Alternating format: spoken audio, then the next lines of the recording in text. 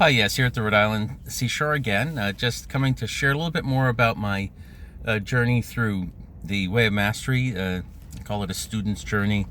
Really, it began much before that. I had a crisis when I was about 16, in which I broke my word to myself and to God about something that I promised I wouldn't do.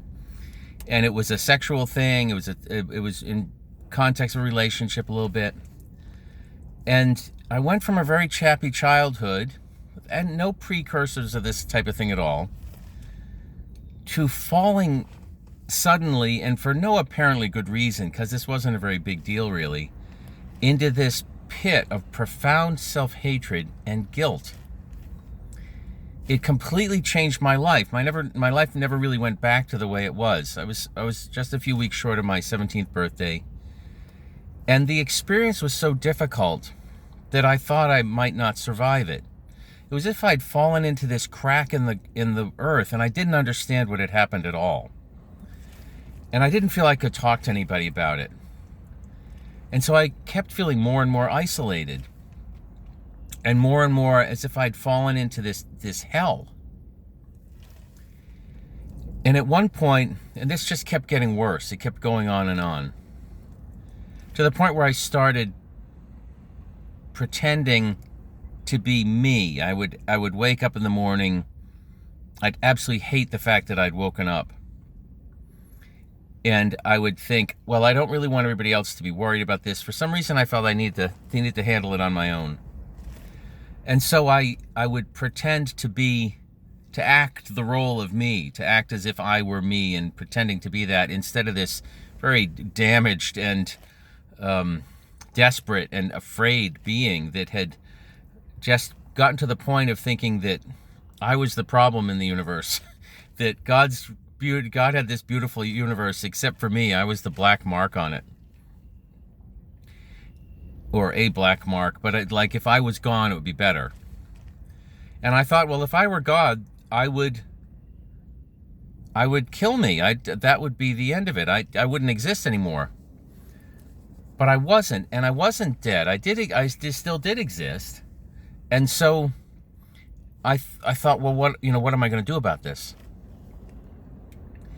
And the most striking part of the whole thing, and I don't go into too many details about it because I think this could happen to anybody in many different situations.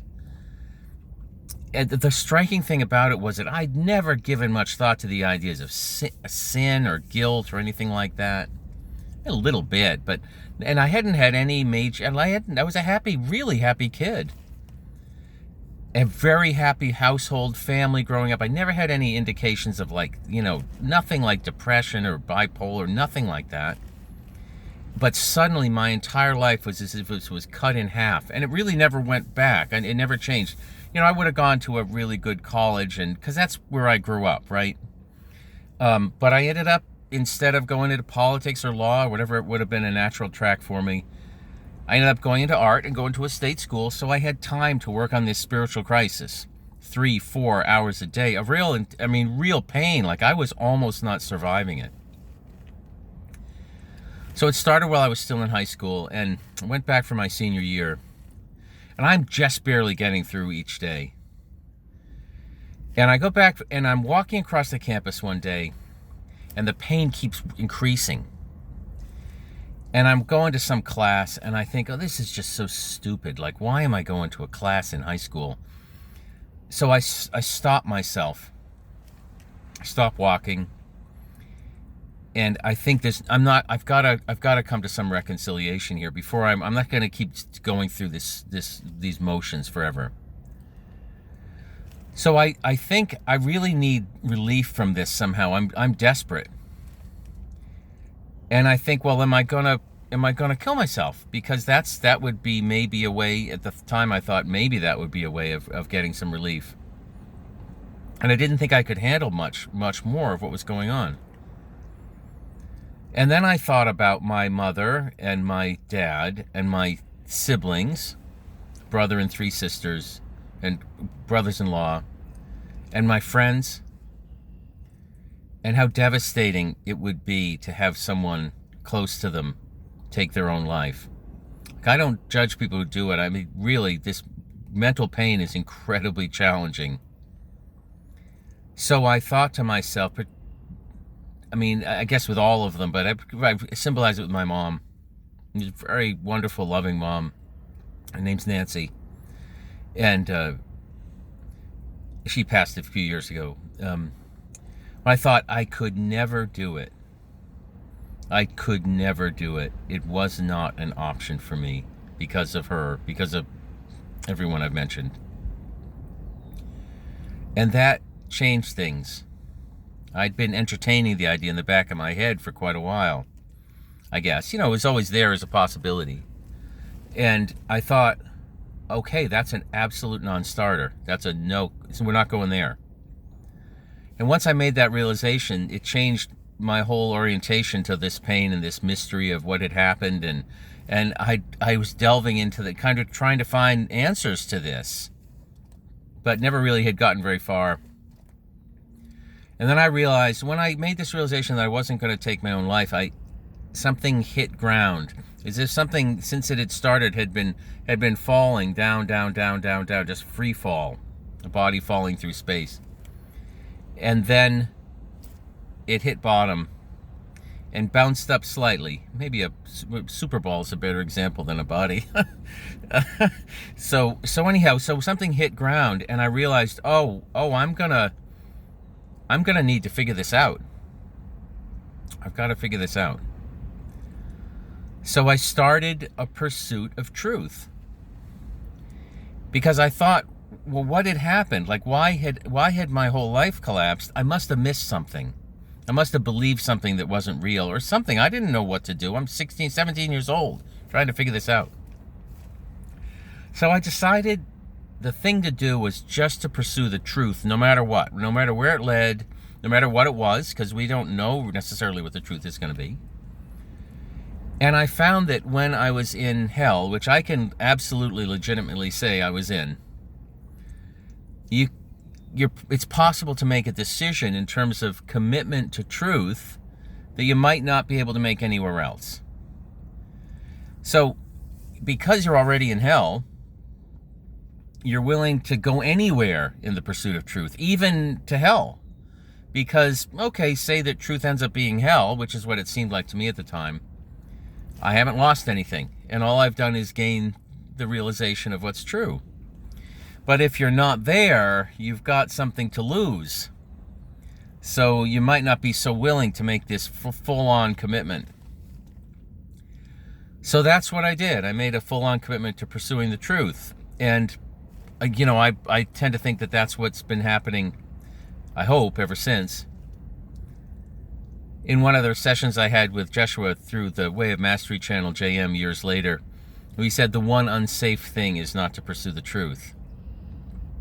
So if I was going to express my philosophy in one sentence, it probably would be that. It's that the only meaningful thing is pursuing the truth, and you can only do it with your own abilities, obviously, and your own ability to discern what's what, and to go with your full head, full mental capacities, and your full heart, your full feeling, wisdom of the heart, and make the best decisions you can, and believe in things as best you can.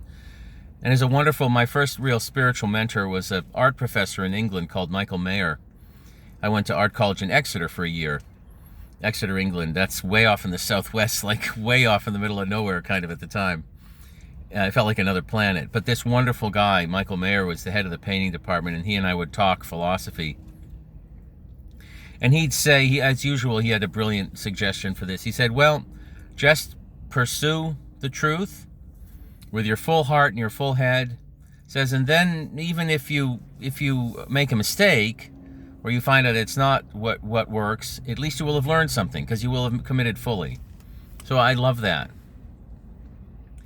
So I'm going to summarize a very long process every day for decades by saying that I pursued every avenue of wisdom that I could think of for many years. Sacred texts, traditional philosophy, the arts, modern philosophy, the New Age, the whole New Age thing, many other things, many hundreds of things. And I got to the realization of the belief that because every human being is so subjective, so influenced by their upbringing, that they're not really a legitimate source for the truth, really. I mean, everybody can have their opinion, but they're so influenced by their upbringing that you can't really say, anybody's going to get it 100%, which means that you really can't trust anybody at all, because anything that they come through with might be part of their subjective bias.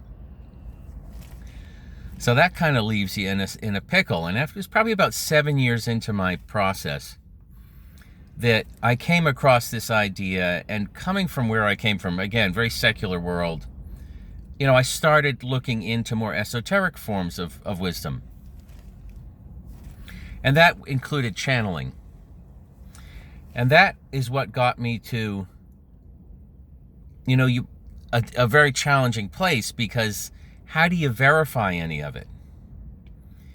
You want to have proof, like a math problem. Like, no, I want to know this is true. I don't want to believe something that's not true. And yet, where are you going to get the type of perspective that's necessary? You could say a divine perspective, something looking down. For me, that came first with a guy named Edgar Cayce, who many of you may know, the sleeping prophet. He would go into a trance, do a health reading for people based on just having received their name. He would know everything about what had gone on for them, how to get well. It was quite remarkable. He lived in the early 20th century. So the Cayce material, hugely influential for me. Read it for a couple years. And that led me eventually to be really willing and open to the idea of at least considering, because I felt it was so much of it had been really proven to be legitimate with Cayce in a variety of ways. This idea that, he's really accessing something that he has no wisdom, he has no personal human ability to do these things, and yet something's coming through him, or he's tapping into something that is bigger and has maybe a less subjective perspective.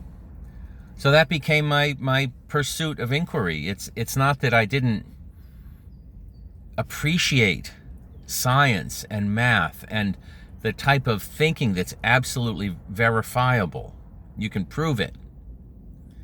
But the thing about those things is, they're great with the how and the what, maybe, but they're not so great with the why. They don't have too many answers as to why are things happening. They know how, maybe, but they don't necessarily know why. And a lot of the time, people who can be very brilliant in other fields can be very immature in terms of what I would call the spiritual why. So it became an exploration over all this time of really the truth, and the truth could be described in part as how do things work? What's the nature of reality? And this wasn't just sort of a hobby for me. I desperately needed to have a sense of a more meaningful reality that made sense of why I had this profound fall that was so painful I almost didn't survive it. I mean, I can't even remember what it was like now, but I remember saying to myself at the time, I had about a 5-minute period of hope one week, and that I defined that as a really good week. That there was hope, a whisper or memory of hope for just a minute. And I like to say to people, I wanted to take something away from the experience that might be beneficial for somebody later, because then that would be good, if that would be something good could come out of it.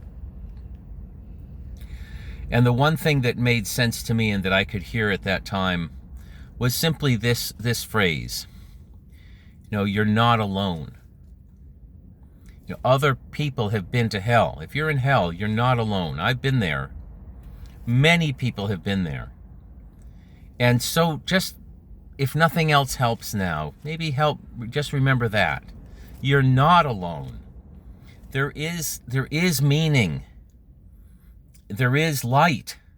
And it seems like, even if you're in complete darkness, it may seem like there isn't. But I'll tell you, I've been there. I didn't know if I was ever going to get out of it. I got out of it. And you will too, eventually, I believe. That may not mean anything, but I hope the idea can be heard. You can really hear this. You're not alone if you're in hell and you're desperate. Many have been there before. I've been there before. And I know there's a way out. It's called love.